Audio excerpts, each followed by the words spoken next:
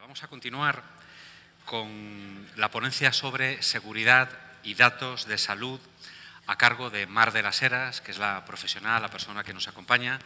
Pero antes vamos a pediros nuevamente vuestra ayuda. Vamos a escanear ahora, por favor, el código QR2, el que veis en ese programa que os hemos entregado al entrar. Repito, si no lo tenéis vosotros, siempre tenéis a vuestra izquierda o a vuestra derecha a alguien que sí lo tenga.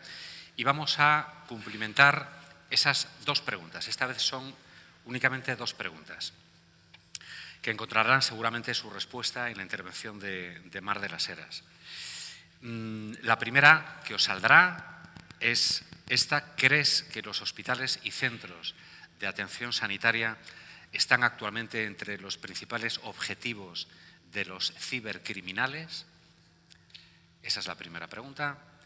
Y la segunda, recordad que estamos en el código 2, en el QR2.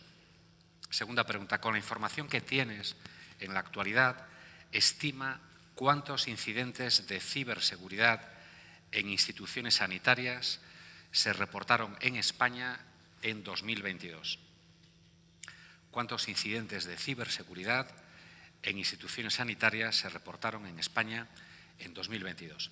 Mientras damos un poquito de tiempo a recabar las respuestas, hay que decir que posiblemente, Mar, nos puedas comentar mejor los resultados que vamos a ver enseguida, pero los datos que hemos localizado mientras nos estábamos documentando para tu intervención indican que, sobre todo después de la pandemia, el sector sanitario es uno de los más golpeados por los ciberdelincuentes.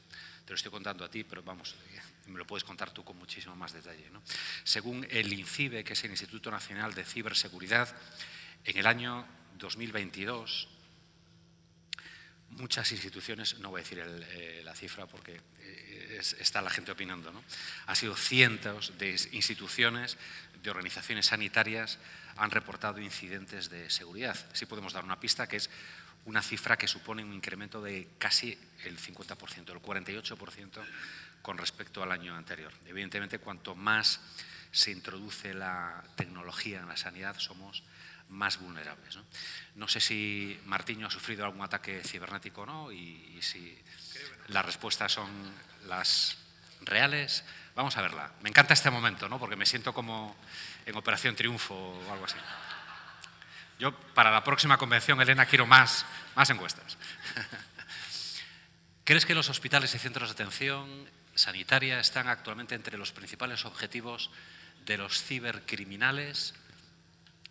Pues claramente a favor del sí, algo más del 65%, no, el 17%, y me llama la atención la cantidad de gente que no sabe, no contesta. Bueno, que es el 17%, ¿no? Vamos con la segunda tanda de resultados. Con esta información que tenemos, estima cuántos incidentes de ciberseguridad en instituciones sanitarias se reportaron en España en el año 2022.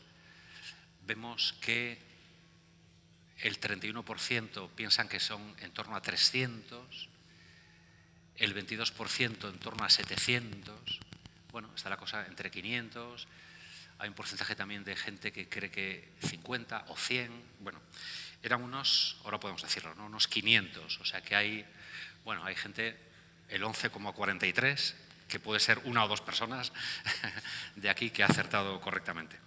Para hablar de estos datos, de tecnología, seguridad y datos de salud, nos acompaña Mar de las Heras, es directora de operaciones de Procesia, una compañía centrada en la transformación digital y especialmente en ciberseguridad, computación en la nube, privacidad, IA y Big Data. Mar eres doctora en Derecho Constitucional, máster en Informática y especialización en Derecho y Tecnologías de la Información.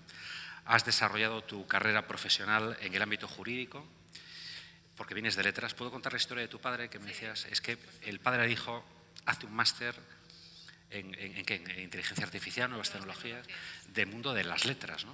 O sea, que tuvo buen tino, Que los padres a veces se equivocan, pero el tuyo, desde luego, que fue muy atinado. Protección de datos y tecnologías de la información. Has publicado trabajos y ponencias sobre el impacto de las nuevas tecnologías, derecho fundamental de la intimidad, TICs y derecho e IA. Pues cuando quieras. También tendremos tiempo para las preguntas. Si queréis, en cuanto veáis algo de lo que queréis saber más, el teléfono de WhatsApp que tenéis en el programa y vamos recopilando la información.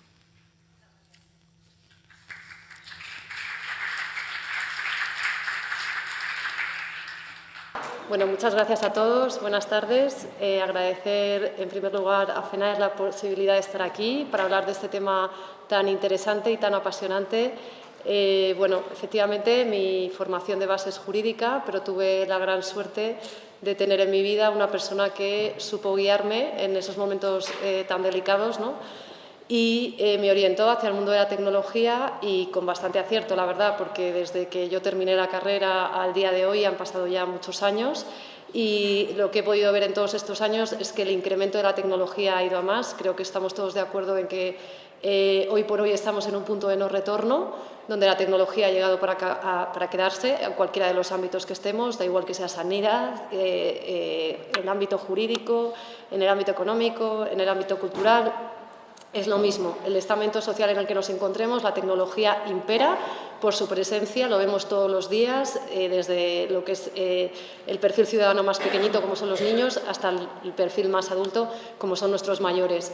En cualquiera de estos ámbitos es muy importante bueno, pues que utilicemos esta tecnología con cabeza y para ello pues, es también muy importante saber qué marcos jurídicos y qué marcos regulatorios nos amparan para poder llevar a cabo la utilización de esta tecnología, que al final son procesos de transformación. En el ámbito sanitario es verdad que podemos decir que, bueno, felicitarnos. Yo recuerdo que mi padre cuando estaba estudiando me contaba que su primer proyecto informático fue la modernización de una clínica hospitalaria, la clínica Checón. Era la primera clínica que entrabas, estoy hablando de los años 70, y en el mismo día podías salir con los resultados prácticamente pues de tu analítica, de cómo te encontrabas. Estábamos hablando de una mujer embarazada. En los años 70 este era el hito más importante que teníamos en España a la hora de hablar de modernización o revolución tecnológica dentro del ámbito sanitario. De los años 70 al momento actual, 2024, ha llovido mucho y probablemente a la tecnología ya nos pase a todos un poquito inadvertida, en el sentido de que ya somos todos bastante consumidores de ella y lo que nos preocupa ahora es poner el foco en otros ámbitos, ¿no? Para ello, pues como ha empezado la introducción, si nos fijamos precisamente en un estudio realizado por el INCIBE, respecto al ataque a instituciones sanitarias recibidas en el 2022, son más de 500 las instituciones sanitarias que recibieron ciberincidentes. Estamos hablando de un número elevadísimo que representa un 48% de ataques superior respecto al año anterior. Esto es una burrada, es una cifra que nos debe preocupar y nos debe preocupar principalmente si analizamos los riesgos, es decir, ¿qué se buscan con estos ataques? ¿Cuál es el problema, ¿no? ¿Por qué los malos han decidido irrumpir en el ámbito sanitario con esta agresividad? Bueno, pues lo que se busca muchas veces es el robo de los datos personales de los pacientes. Cada vez más se está produciendo lo que es la suplantación de la identidad. Algunos la conocerán, otros será un término totalmente ajeno. Las personas que se dedican o están dentro del ámbito tecnológico, es ataques diarios los que recibimos, suplantando la identidad, ya sea dentro de la organización o por terceros que quieren sacar información de la organización. En el ámbito sanitario esto es muy llamativo. Luego el acceso no autorizado a historias clínicas. ¿Y cuáles son las causas que provocan todos estos ataques? Pues por hacer una reflexión en términos globales, bueno, pues por un lado la información médica es extremadamente valiosa en el mercado negro, es información con la que se trafica y se trafica en términos económicos. La información es poder, esto es un lema que ya está bastante acuñado en nuestra sociedad. La información tiene un coste, tiene un valor alto por el que se paga tanto a nivel nacional como internacional. Es un mercado en toda regla. Los hospitales y los centros de atención médica son especialmente sensibles a determinados tipos de ataque, como son los ransomware, que es básicamente el secuestro de datos. Esto es debido fundamentalmente a las vulnerabilidades que muchas veces presentan los sistemas informáticos o las herramientas que utilizan muchas veces nuestros sanitarios o personal que trabaja en estos centros. Es muy importante en este sentido tomar conciencia de la importancia que tiene la inversión en el ámbito sanitario, desde un punto de vista del sector público o sector privado, me da igual, en cualquiera de los ámbitos en el que nos movamos, es muy importante por la criticidad de los datos que se están tratando. Lo veremos más adelante. Hay mucha legislación hoy por hoy al respecto y la que viene para poder proteger con mayores garantías todo lo que tiene que ver con los datos que pertenecen al paciente, pertenecen al ámbito de la salud. Respecto al mercado legislativo, no me voy a detener mucho aquí porque no quiero convertir la charla en un monólogo legal, pero sí apuntar bueno, pues que la normativa más importante que se ha aprobado en este ámbito fue el Reglamento Europeo de Protección de Datos, allá por el 2016. Aquí ya se apuntaba, se señalaba la fuerte repercusión que introducía el texto legal, subrayando sobre todo lo que eran los datos de salud, en tanto en cuanto porque los usuarios tenían nuevos derechos y obligaciones en cuanto se reciben servicios de carácter médico. Todos sabemos lo que es un dato personal, porque creo que ya es raro la página o el servicio que nos pueda ofrecer Internet donde no se nos informe de ello. Por lo tanto, sabemos que un dato personal es cualquier información que nos identifique, ya sea a través del nombre, la foto, el IP, las redes sociales, correo electrónico, pero si nos tenemos que detener en qué es el dato de salud, pues es quizás lo más importante a tener en cuenta es que es todo el estado de salud física y mental de una persona, incluyendo esto los servicios de prestación sanitaria. Por lo tanto, se empieza a hacer foco especialmente en la protección de este dato, ¿no? Que ya se recogía en nuestra legislación a nivel nacional, ya se mencionaba como un dato especialmente sensible, pero con la regulación del Reglamento Europeo de Protección de Datos se pone más en valor. ¿Cómo se obtienen los datos? Pues los datos en cualquiera de los ámbitos que nos encontremos, pero especialmente y centrándonos en el ámbito sanitario, para poder recabar esos datos es muy importante la manifestación por parte del paciente, en este caso, por parte de bueno, pues, quien va a ser usuario de este centro de salud, de este servicio médico, de una manifestación libre, específica, informada e inequívoca de que van a ser tratados nuestros datos de carácter personal. Esto es fundamental tenerlo en cuenta, porque todo lo que no se haga de esta manera, pues estaremos fuera de lo que marca el ámbito legal. Como decía, la normativa más importante o la que, digamos, vino a dar un empuje muy fuerte a lo que es la regulación de los datos sanitarios viene dirigida por el Reglamento Europeo de Protección de Datos, que se aterriza en España con la Ley Orgánica de Protección de Datos y Derechos de Garantías Digitales, conocedora por todos nosotros. Sin embargo, aquí en el ámbito sanitario, en lo que es el ámbito sectorial, también hay mucha más normativa que, bueno, pues nos hemos parado a puntualizar aquí por conocimiento del auditorio, pues en algún momento quieren investigar, pues tenemos la Ley General de Sanidad, la Ley en materia de información y documentación clínica, la Ley General de Salud Pública, de investigación biomédica. Es decir, en el ámbito sanitario la verdad es que nos podemos felicitar porque el marco regulatorio que hay es extenso y esto también nos deja o nos da más seguridad a la hora de mezclarlo con el marco tecnológico. Respecto a lo que es la política de privacidad y protección de datos, bueno, todos somos conocedores que al entrar o al ingresar en cualquier portal web que va a recabar información nuestra y, por supuesto, que tenga que ver con el ámbito sanitario, tenemos que observar que exista una política de privacidad, es decir, una política de privacidad que nos esté indicando que se está cumpliendo con la normativa en protección de datos. Esta normativa en protección de datos, como comento, viene marcada tanto por el Reglamento Europeo de Protección de Datos como nuestra Ley Orgánica de Protección de Datos y Derechos de Garantías Digitales. De acuerdo con esta normativa, lo que se va a buscar, el fin último en todo caso, va a ser siempre garantizar la confidencialidad de la información del paciente, que es al final nuestra información. Respecto a cómo se recoge esta información, ¿qué tenemos que tener en cuenta cuando se va a recabar información nuestra, ¿no? Datos de carácter personal que atañen a nuestra salud? Pues primero, tenemos que tener clara la finalidad, cuál es el motivo para el que se recaban nuestros datos personales. Luego, ¿cuál es la base jurídica? Es decir, ¿en qué legitimidad se sustenta la recogida de estos datos? Siempre tiene que haber un fundamento, una base legal que lo ampare. Los derechos que puede ejercer, que los vamos a examinar un poquito más adelante y ya me voy a parar en ellos porque creo que tiene interés comentarlos. ¿Quién es el responsable del tratamiento? Esto es muy importante. ¿Quién es el que está a cargo de esa gestión, de ese tratamiento de los datos? ¿A quién voy a pedirle explicaciones si mis datos se ven atacados, si existe un incidente o una brecha de seguridad? Esto tendría que saberlo, de esto me tienen que informar. Es imperativo legal que esta información se me ofrezca en cuanto a que son mis datos, en último caso, como paciente y afectan encima a un entorno privado como es, bueno, pues mi salud, ¿no?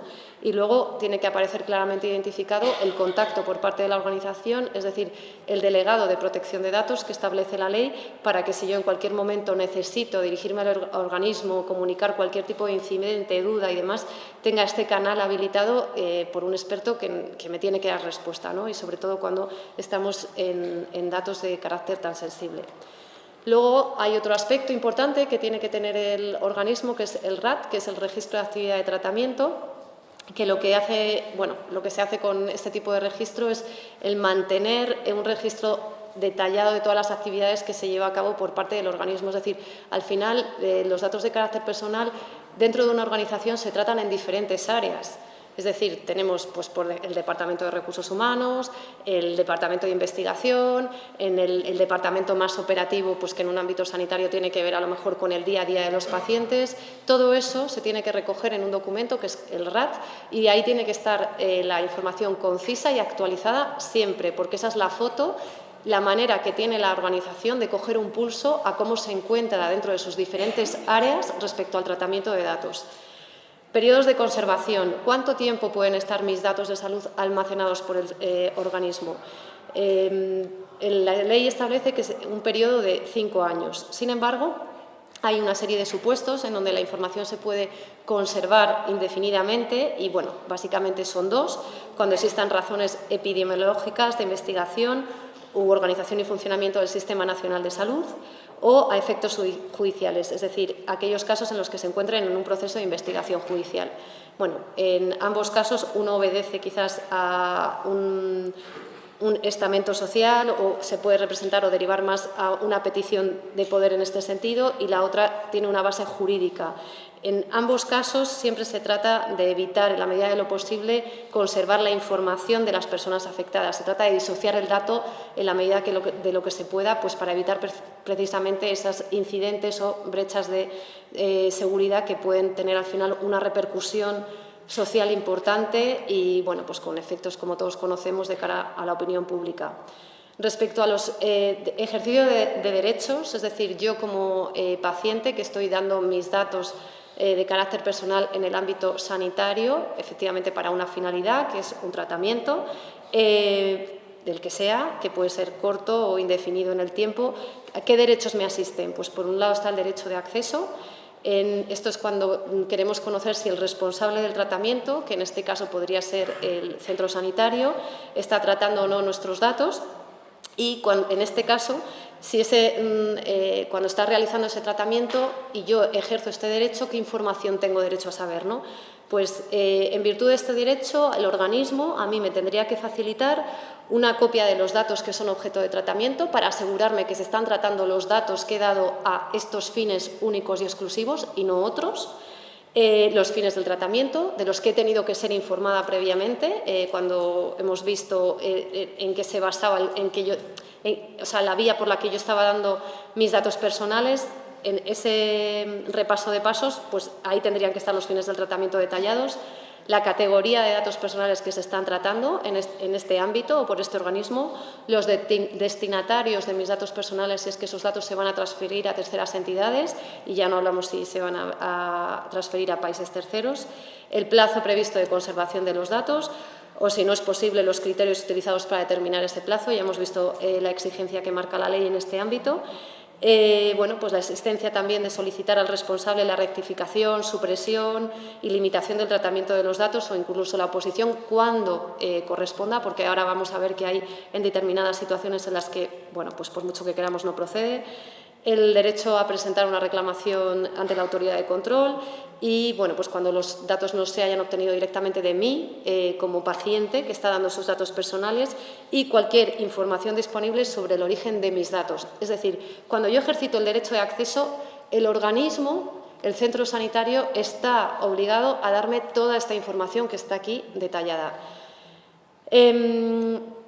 Por otro lado, la existencia de decisiones automatizadas, incluido la elaboración de perfiles, información significativa sobre la lógica implicada. Es decir, cuando estamos hablando ya de aplicaciones que están tratando mis datos con algoritmos, en toda esa secuencia de tratamiento de la información también tengo derecho a saber cómo se está tratando, qué información se está tratando y para qué fines.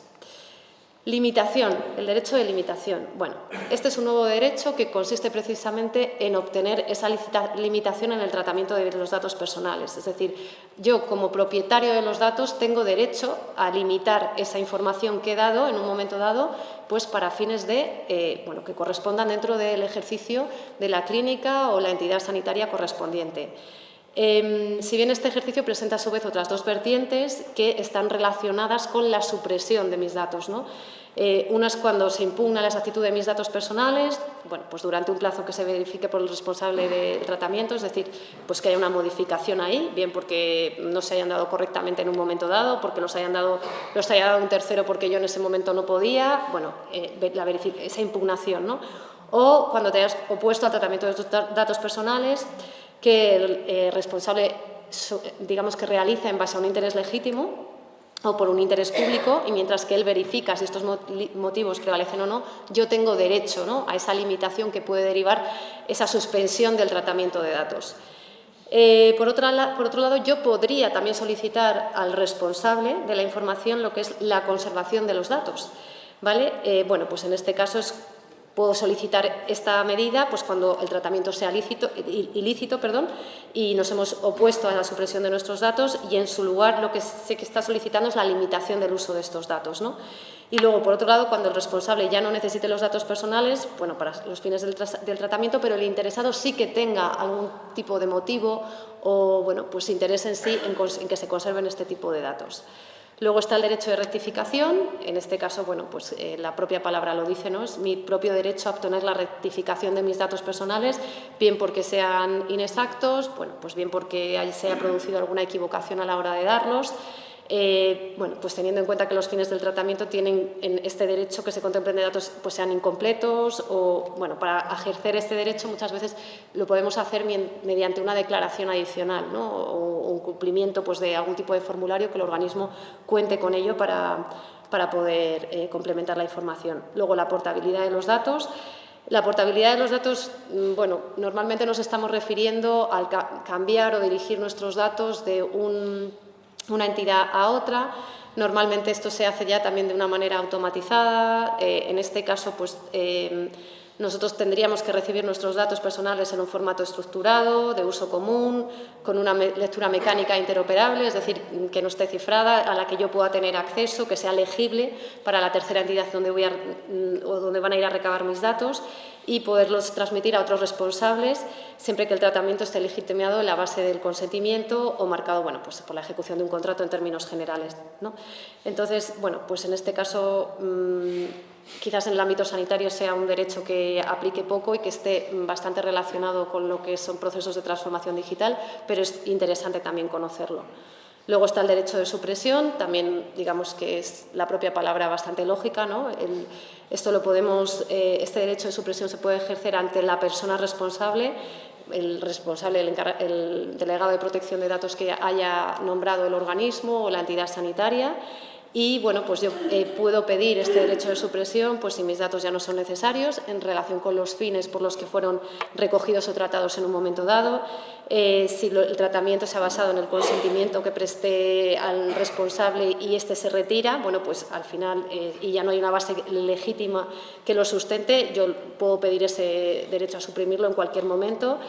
Si nos hemos opuesto al tratamiento de nuestros datos personales, siempre y cuando no estemos contraviniendo un interés público o incumpliendo por parte del organismo un imperativo o una base legal, ¿no? En estos casos, no sería posible suprimirlos, ¿no? Es como si vamos a Hacienda y les decimos no, quiero que suspenda o que suprima mis datos personales, pues obviamente nos van a decir que no, ¿no?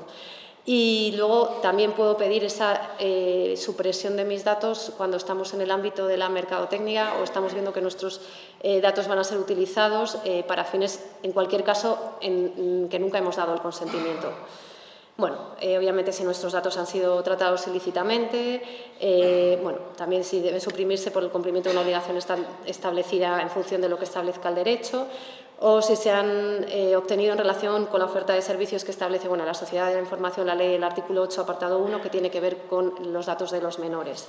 Digamos que este derecho está muy relacionado con el derecho al olvido, que como bien sabrán la mayoría de ustedes, es el derecho a poder, digamos, suprimir mis datos no solamente por parte del centro sanitario o en los ficheros concretos que estén en los sistemas del centro sanitario, sino en todos aquellos sitios donde el centro sanitario haya puesto a disposición, y esto puede incluir también, por supuesto, que nuestros datos figuren en Internet. O sea, este derecho de supresión es lo que conlleva, ¿no? O sea, el derecho al olvido es querer borrar todo rastro de nuestra información de carácter personal.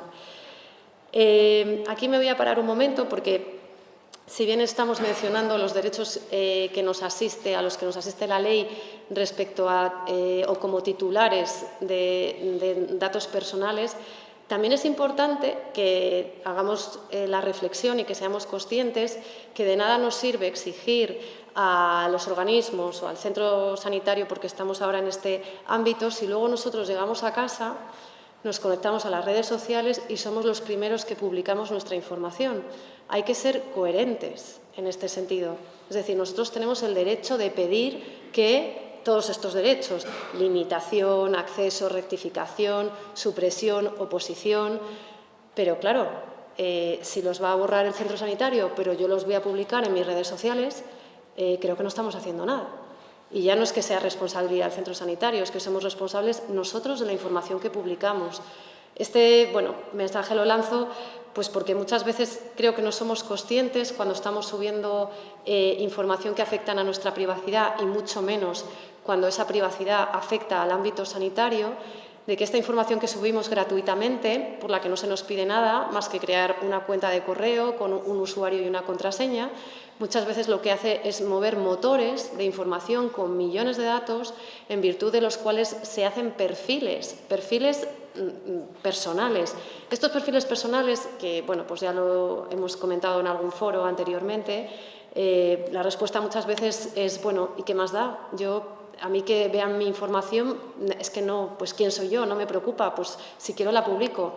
Bueno, esa es una visión de la realidad de las redes sociales. Hay otra visión, y es que al subir tanta información personal, e insisto, ya ni mencionar cuando estamos hablando del ámbito sanitario, estamos regalando no solo nuestra vida, sino al final también estamos regalando a todas las empresas consumidoras de ese gran volumen de datos, destinatarias de esos perfiles sociales que se hacen, el que el día de mañana cualquiera de ustedes, y estoy hablando dentro de 20 años, no tanto, tenga limitado el acceso a un centro sanitario, porque junto con sus enfermedades quizás vaya aparejado la pensión que tengan, el lugar donde viven, la educación que han recibido.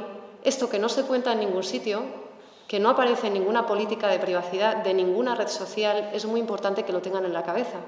Porque estas indexaciones de información que se producen todos los días, que por desgracia nuestros chavales y nuestros jóvenes son muy poco conscientes, el día de mañana van a ser una limitación importante. Una limitación importante de la que hoy no somos conscientes porque no aparece en ningún sitio, porque no hay ninguna ley que hoy por hoy lo regule o lo regule entrando al nivel tecnológico de la indexación. Desafortunadamente no tenemos juristas hoy por hoy en nuestro país que, aparte de haber estudiado montones de sentencias, una carrera de derecho impresionante, impecable, sepan combinar cómo funciona la tecnología. Yo este mensaje lo lanzo como una reflexión. Llevo muchísimos años trabajando en el ámbito de la privacidad.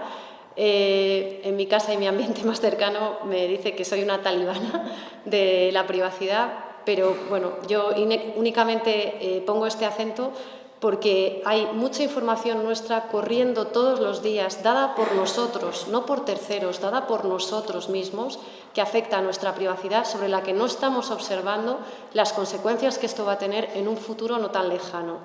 Entonces, simplemente dejemos de hacer ricos a los que ya son y pongamos atención en un poco qué hacemos con nuestros datos. Está muy bien publicar nuestras vacaciones, nuestras fotos, nuestras familias, nuestros hijos, pero todo esto es un mercado. No lo olvidemos, todo esto es un mercado y esto no es gratuito. Y esto hoy por hoy no se ve, pero el día de mañana va a tener sus consecuencias.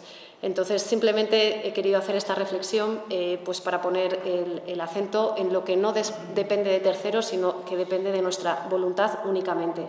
Bueno, como decía, está el derecho a la oposición, es decir, esto es que me oponga a que se realice un tratamiento de mis datos personales, en este caso pues, por parte del organismo o entidad sanitaria. Esto no va a ser posible cuando al organismo, por mucho que yo me quiera oponer, le asista un interés legítimo o esto vaya aparejado con un derecho fundamental que afecte pues, también a la libertad del interesado o demás, en tanto en cuanto que sí que corresponda al ejercicio de cualquiera de estos ámbitos, sí que lo podré ejercer sin problema. Y bueno, este es, digamos, un resumen de los derechos fundamentales que tenemos. Están en la presentación, no obstante, la Agencia Española de Protección de Datos también invito a visitarla porque tiene muchísima información sobre lo que se refiere al ejercicio de derecho. Luego hay otro aspecto que tenemos que tener en cuenta respecto a lo que es la privacidad y la protección de nuestros datos, que son las quejas y sugerencias. Tenemos que el centro sanitario, en este caso, siempre tiene que habilitar canales para poder llevar a cabo, poder poner estas quejas y sugerencias a disposición del titular del dato y, por supuesto, el uso de las cookies siempre se nos tiene que avisar sobre la finalidad de las mismas. Bueno, ahora entrando un poco en el marco regulatorio que se refiere más a la protección de la información de los pacientes.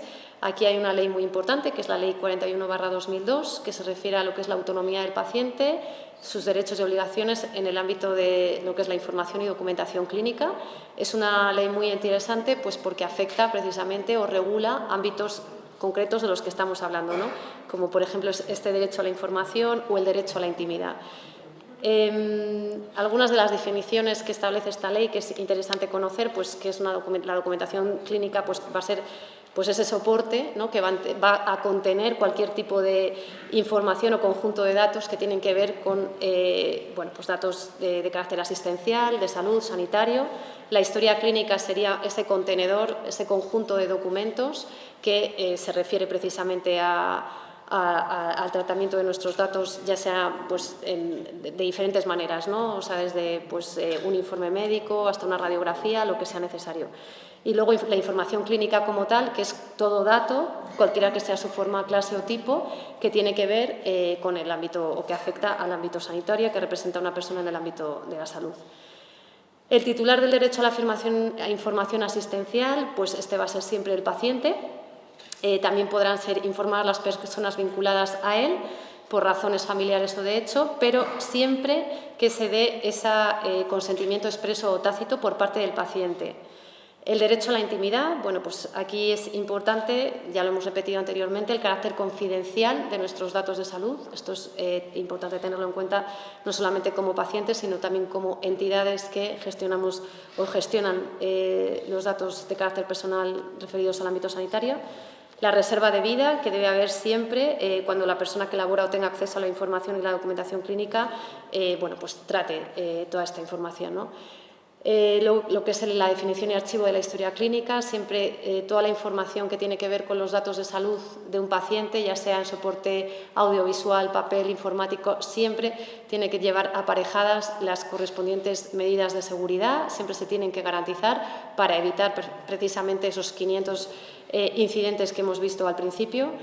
Los usos de la historia clínica siempre tienen que estar limitados, ese acceso tiene que estar siempre muy controlado por parte del centro sanitario, es decir, quién accede, tiene que haber un control, un registro de quién accede en todo momento a las historias clínicas, cualquiera que sea, bueno, pues según corresponda, ¿no? El profesional que esté a cargo o los administrativos o los asistentes que tengan que intervenir. Respecto al uso de la historia clínica, por supuesto, tiene que prevalecer siempre el deber de secreto, cualquiera que sea la persona en el ejercicio de sus funciones que vaya a acceder a esta información. Bueno, el uso de la historia clínica pues, con fines judiciales, epidemiológicos, de salud pública, investigación o docencia, es lo que hablábamos antes, se puede conservar por un periodo de tiempo más largo.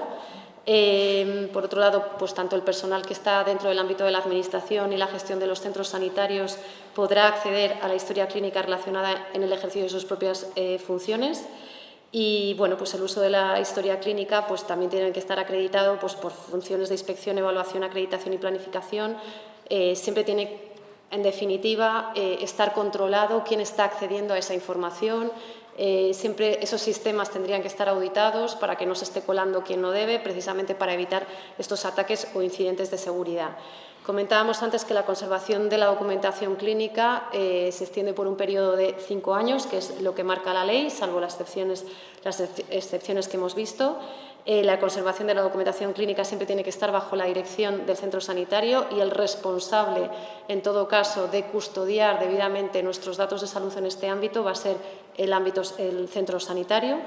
Y, como decía, bueno, pues los derechos de acceso a historia clínica pues siempre que tienen que estar controlado. En este caso, pues tiene que haber las reservas señaladas. Bueno, esto es otro apartado de la ley y siempre tiene que saberse, pues, si se van a hacer copias de estos datos, también tiene que figurar a quién se han hecho esas copias, registros de salida, registros de entrada. Estamos hablando de información especialmente sensible.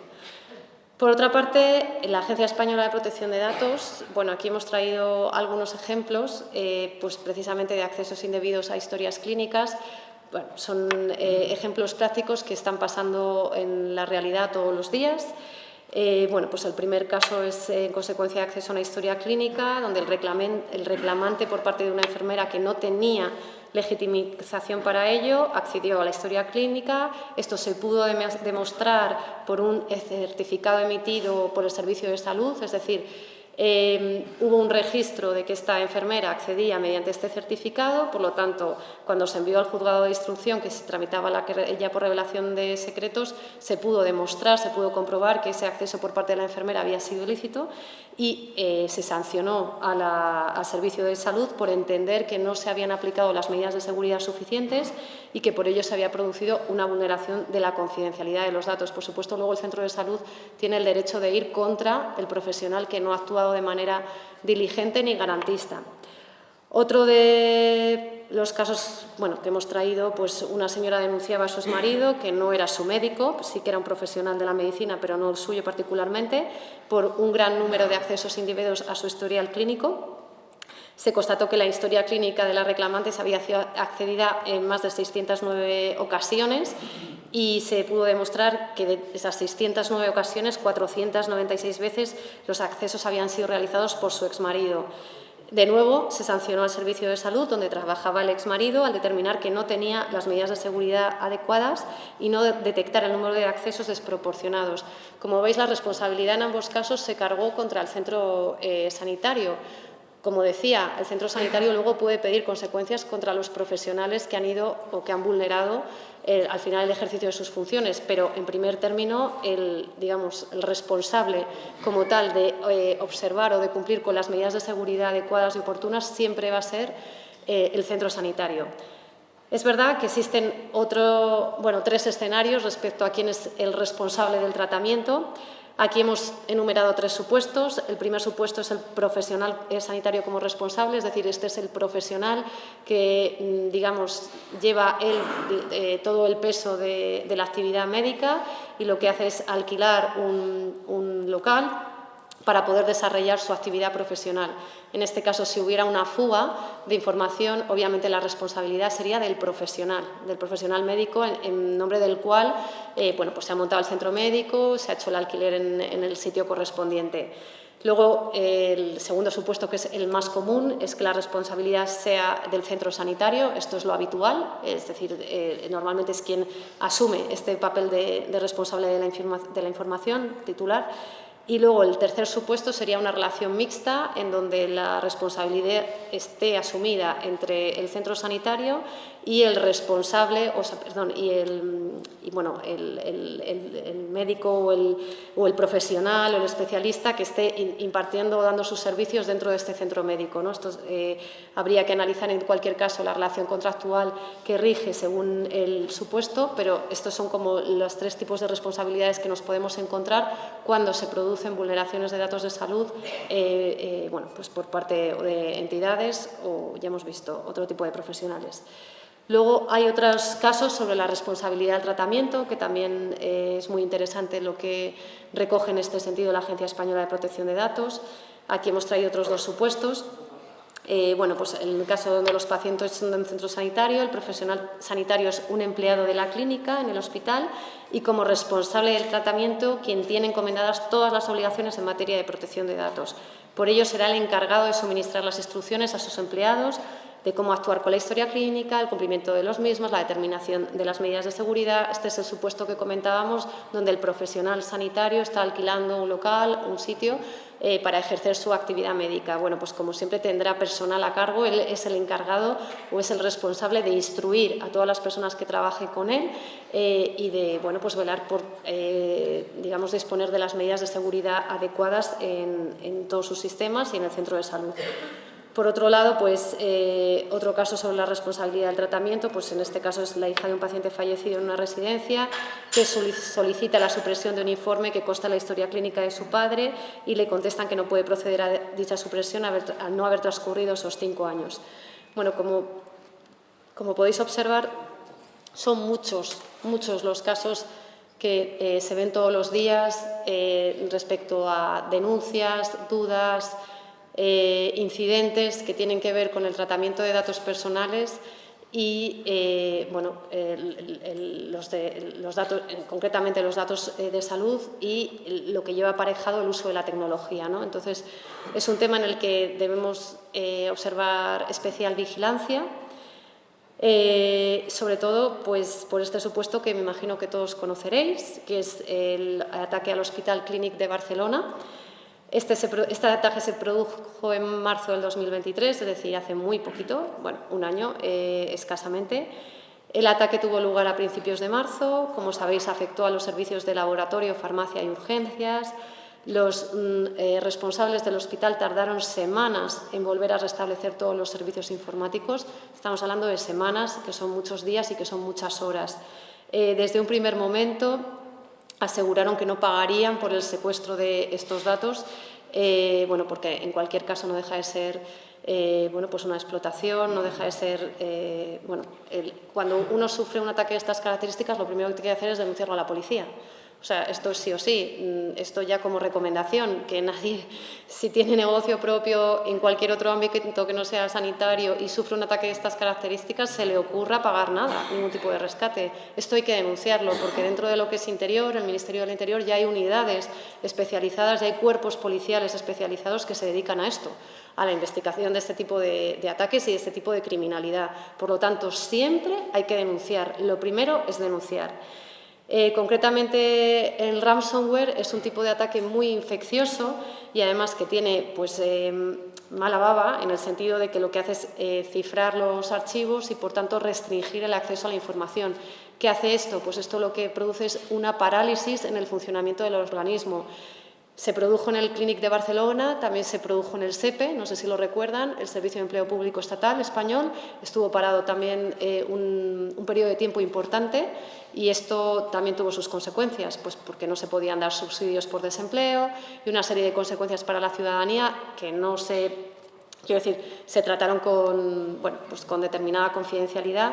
Pero lo importante de esto es el impacto devastador que tienen este tipo de incidentes, que tienen este tipo de ataques, al que estamos expuestos todos los días, un mal uso de la tecnología, un uso de los sistemas informáticos y la formación adecuada, sin el conocimiento debido puede provocar que estemos dando la entrada a bueno, pues incidentes de este tipo, que como vemos las consecuencias son complicadas, no solamente son consecuencias económicas, sino también son reputacionales y lo peor de todo es que si entramos en la parálisis de unas urgencias, esto tiene una repercusión social inmediata que afecta directamente a la actividad o a la vida del individuo. Por lo tanto, esto de la ciberseguridad ya es poca broma.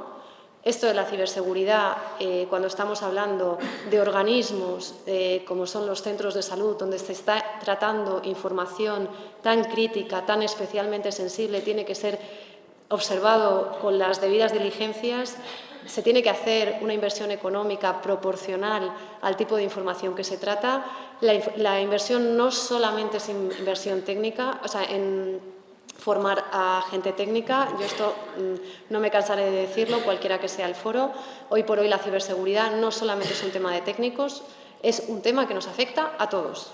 a todos. Y da igual el papel que desempeñemos en la organización. Me da igual ser el administrativo de recursos humanos, me da igual ser, a lo mejor el personal de enfermería que tenga que acceder también a la historia clínica, me da igual ser el médico que al final esté incluyendo esos datos. Todos, funcionales y técnicos, dentro de la organización tenemos que tomar conciencia de la importancia de la seguridad de los sistemas, de la seguridad de los datos, de los debidos usos. Es muy importante y esto es responsabilidad, en último caso, del titular de la información, es decir, del centro sanitario que está llevando a cabo el tratamiento de datos personales.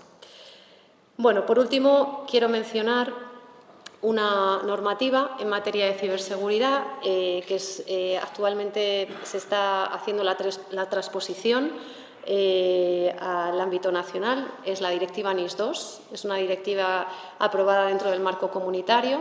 Esta directiva lo que viene a establecer es un esquema de seguridad, ¿vale?, común para toda la Unión Europea, para todos los países de la Unión Europea.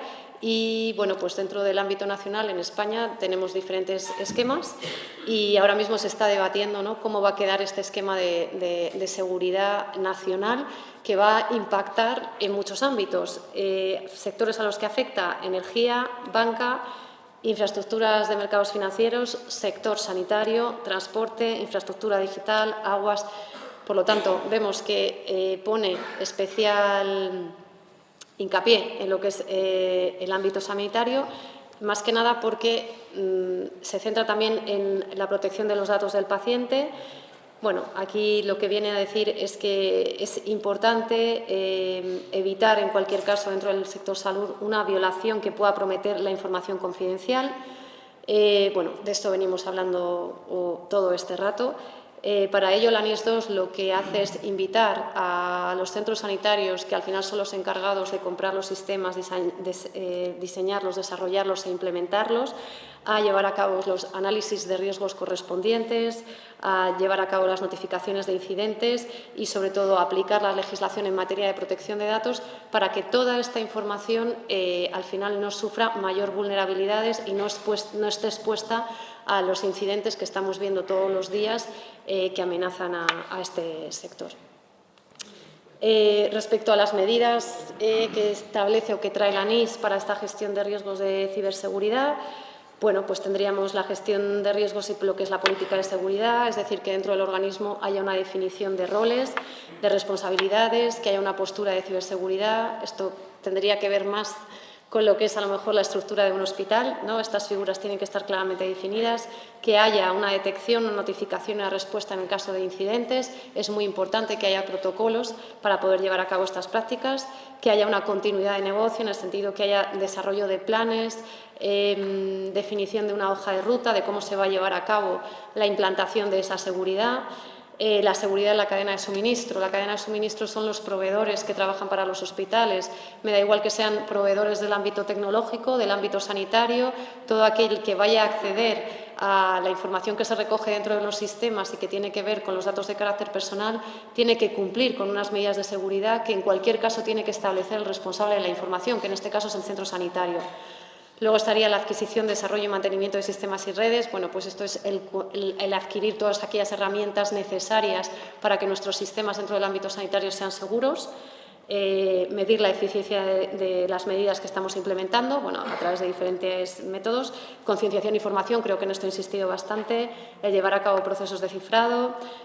Por supuesto, concienciar tanto a recursos humanos en todo lo que tiene que ver con el control de acceso, la gestión de activos. Por eso insisto, la ciberseguridad no es solamente una cosa de técnicos, es cosa de todos los departamentos y mucho tienen que ver los departamentos funcionales. Y, bueno, establecer mecanismos de autenticación y transferencia de información. Hablamos mucho del doble factor de autenticación para todo lo que tiene que ver con el tratamiento de la información, ya sea en formato de voz, de vídeo, de texto, cualquier que sea el tipo de comunicación. Todas estas medidas son las que trae la nueva normativa que viene directamente de Europa, que afectan a todos esos sectores que he mencionado anteriormente, pero que tienen que observar con debida vigilancia los centros sanitarios si realmente quieren hablar de un tratamiento seguro de los datos personales de sus pacientes. Y, bueno, pues hasta aquí mi intervención.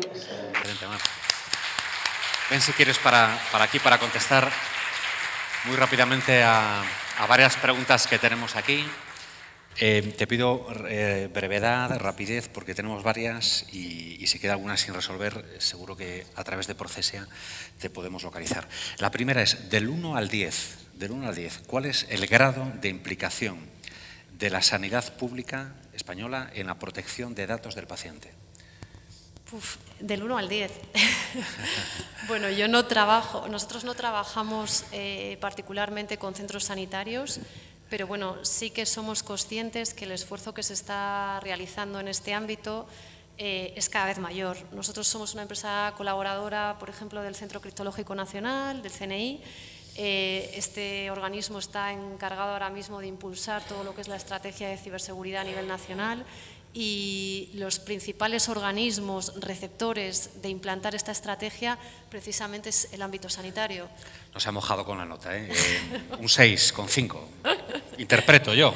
Pues bueno, vamos a poner un 7. 7, se hace un trabajito extra. Vale, sí, bien, sí. un 7. Dos preguntas de la misma persona. ¿Quién es el propietario de los datos de Mi Salud? Sí. Y segunda, ¿tengo derecho a que un hospital en otra comunidad autónoma distinta a la que yo vivo acceda a todo mi historial clínico? Bueno, a ver, el titular del dato, el titular siempre voy a ser yo, claro, ¿vale? Porque es mi información. O sea, al final son mis datos personales de salud. ¿Qué pasa? Que cuando yo voy a un centro médico voy porque yo no me puedo curar a mí misma. Entonces necesito la ayuda de un profesional, de un especialista. Cuando yo voy al hospital tengo que dar mis datos y ahí tengo que contar todo lo que me pasa. Y ahí es donde se crea mi historia clínica y donde se va a generar mi expediente. En ese momento, yo como titular de mis datos le estoy, digamos, cediendo esa responsabilidad al centro de salud.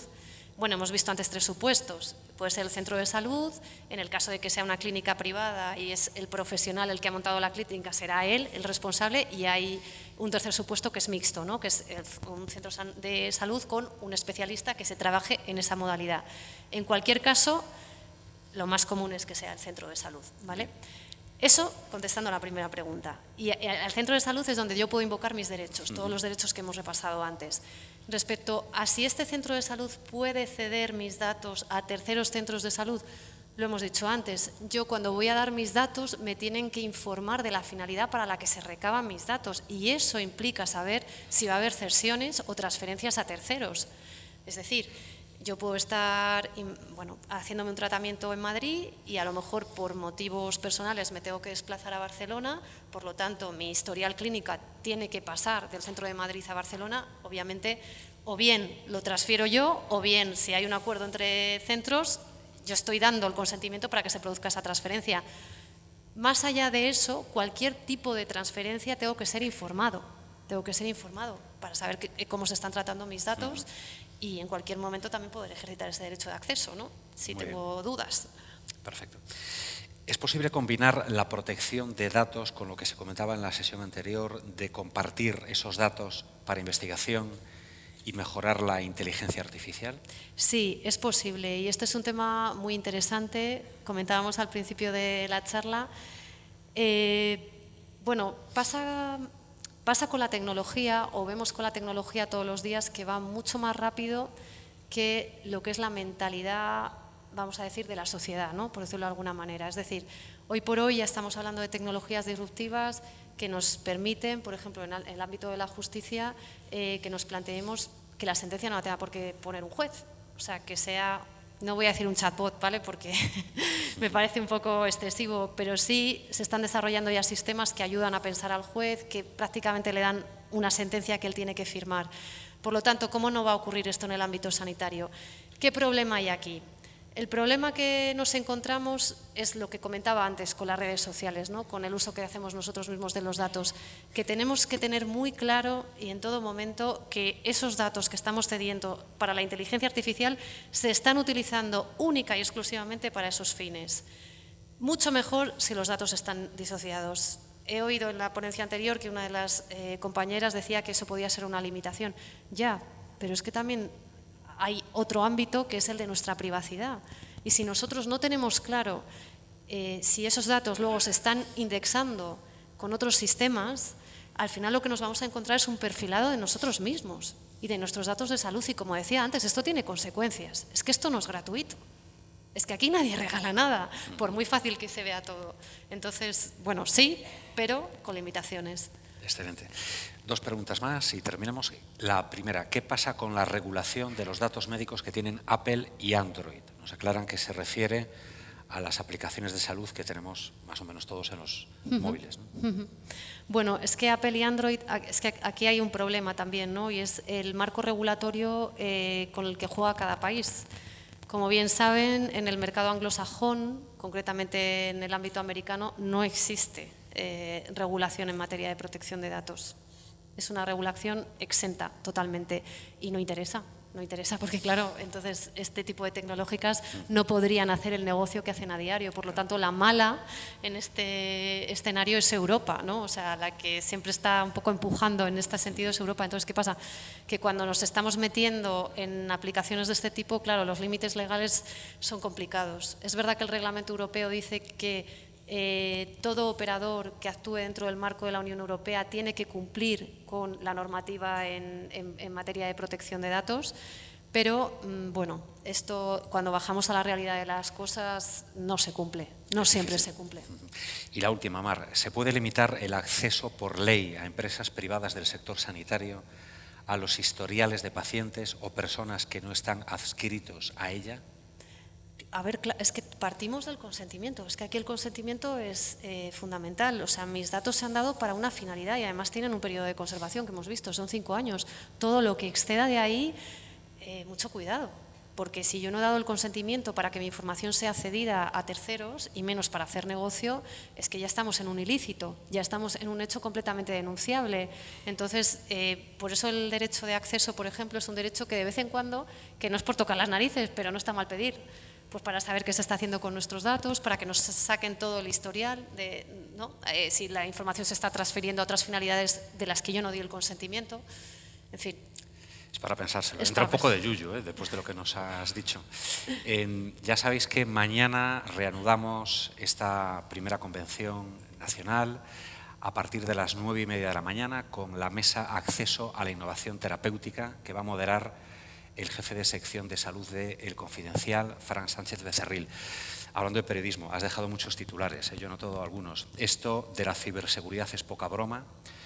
Dejemos de hacer ricos a quienes ya lo son, este me gusta. Estamos regalando nuestra vida y hay que ser coherentes. Eso, os invito a ser coherentes. No os inscribáis a nada esta noche. Por lo menos esperad a mañana a dejar un poquito que repose lo que acabamos de asumir en lo que haya que dar pues, nuestros datos y sobre todo descansad y sed muy felices. Muchas gracias y hasta mañana. Muchas gracias, Mar.